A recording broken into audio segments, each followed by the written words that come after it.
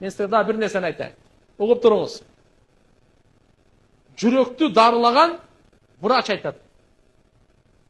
Кардиология врач. Немат ака болуш керек, аты эсимден чыгып калды. Немат ака болуш керек.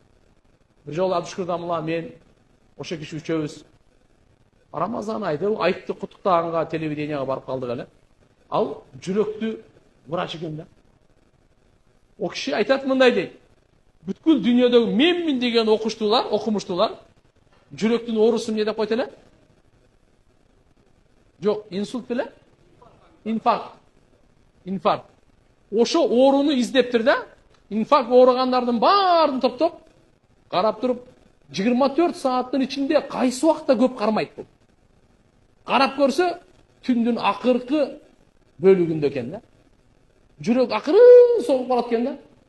Ошол учурда кармайт экен да. Көбүнчө ушундай экен. Күндүзү кармагандар деле, башка убакта кармагандар деле болот экен. Бирок тажрыйбада маалым болду дейт бүткүл дүйнөнүн окумуштууларынан.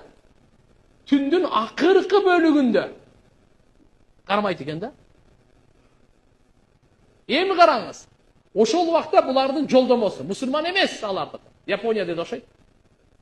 Ошол убакта түндүн акыркы бөлүгүндө туруп, бир ажатканага барып, 5-10 мүнөт кичине кыймылдап коюш керек экен. Иншалла өмүрүнүн аягына чейин инфаркт болбойт. Деп айтып атса, ол киши айтат, бизге пайгамбарыбыз мурда эле 14 кыл мурда тахажжуд берип койгон экен дейди. Ошо тахажжудка туруп коюңуз.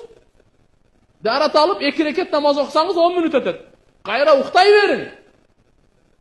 Мына, ошол убакта кыймыл аракетке келген.